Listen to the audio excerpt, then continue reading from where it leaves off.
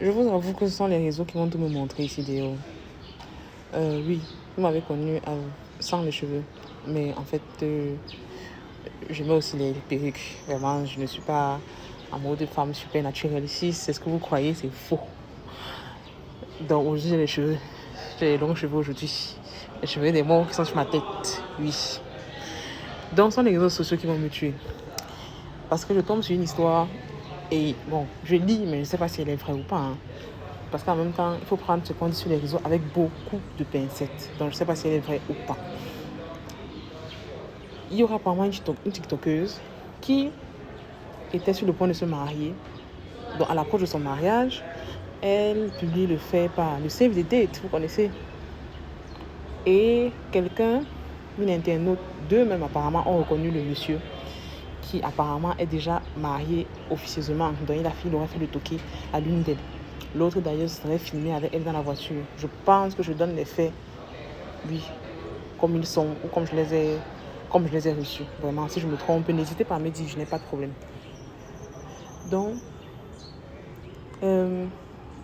et après ça, même pas après, apparemment l'homme aurait réagi en disant qu'il va quand même l'épouser par reconnaissance parce qu'ils seraient ensemble depuis un bon moment et comme on dit, ce serait la femme de la galère, le gars de la galère et tout ce qui va avec.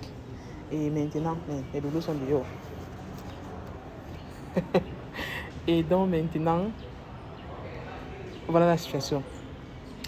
Quand j'ai eu l'histoire en main, je me suis dit, vraiment, comment les gens vont réagir? Parce que si l'histoire est vraie et que réellement, c'était une femme de la galère, donc elle a souffert avec lui, elle l'a vu cheminer, elle l'a encouragé quand il avait des problèmes, bref, elle a tout fait. Et que maintenant, il rencontre quelqu'un et dit quand même qu'il va t'épouser par reconnaissance.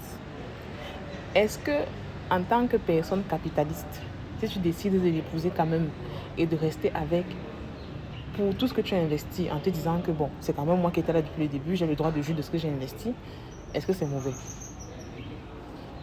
Je me suis posé la question, est-ce que c'est mauvais? Parce que je vois vite les gens, au cas où c'est vrai et qu'elle reste avec lui, je vois vite les gens en train de la juger en mode ouais, il t'a trompé, ouais, il t'a trahi, ouais, ne viens pas te plaindre chez nous après, il faut supporter, comme tu as commencé à supporter, ne viens plus jamais parler de lui. Vous voyez un peu le genre. Mais est-ce que ce ne serait pas son droit de rester avec lui pour tout l'investissement qu'elle a fait? Parce qu'une relation, c'est un investissement, tant de l'homme que de la femme. Et quand tu as investi quelque part, il te faut un retour sur investissement. Vous n'investissez pas pendant 10, 20 ans. Et c'est après ça, à la fin, quand ça se concrétise, que vous laissez tomber. Donc je me demande si elle n'aurait pas le droit de rester.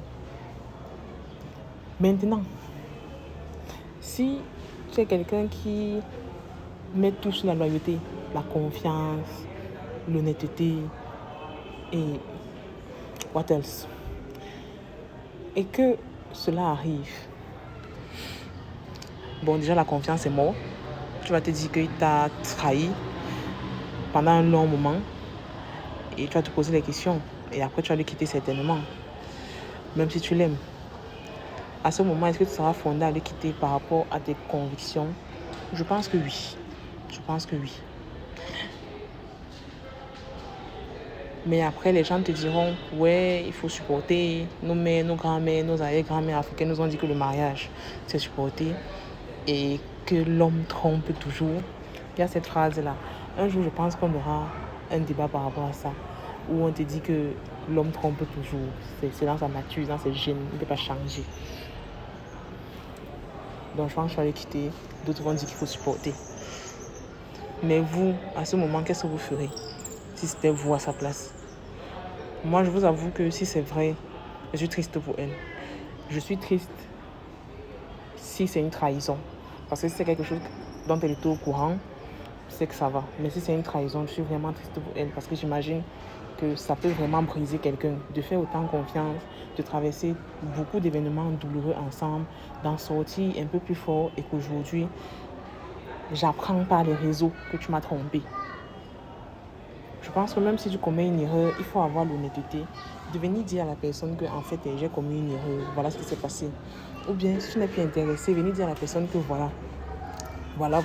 Parce que si la phrase selon laquelle il dit qu'il va l'épouser par reconnaissance est vraie ou fondée, ça signifie qu'il décide de faire un mariage polygamique déjà. Mais est-ce qu'elle était prête au mariage polygamique? Est-ce qu'elle avait pensé à ça? Est-ce qu'elle voulait ça? Tant de questions. Donc, c'est novembre des hommes. Novembre prostate. Donc, c'est normal que les hommes soient au centre des actualités. Quoi qu'il en soit, laissez vos avis en commentaire. Ça m'intéresserait bien de lire ce que vous en pensez et de voir comment vous aurez réagi par rapport à ça. Sinon, j'espère que vous avez téléchargé l'application Diba World. J'espère que vous avez créé votre compte, que vous nous avez rejoint et que vous avez laissé beaucoup de commentaires sur les publications. D'ailleurs, sur Diba World, je l'ai dit et je le redis, ce ne sont pas uniquement les contenus gossip. Il y a l'information africaine, mondiale. Il y a de la musique. Il y a même des animés pour les fans d'animés. Je suis un peu fan d'animés parce que je ne vais pas dire que je suis otaku, non. Je pense que quand je te dis otaku, il faut vraiment être otaku. Moi, je suis un peu fan d'animés, je ne suis pas otaku. Mais il y a aussi ce genre de contenu. Donc, je vous dis à très bientôt sur Diba World. Et dès que vous êtes là, on se capte.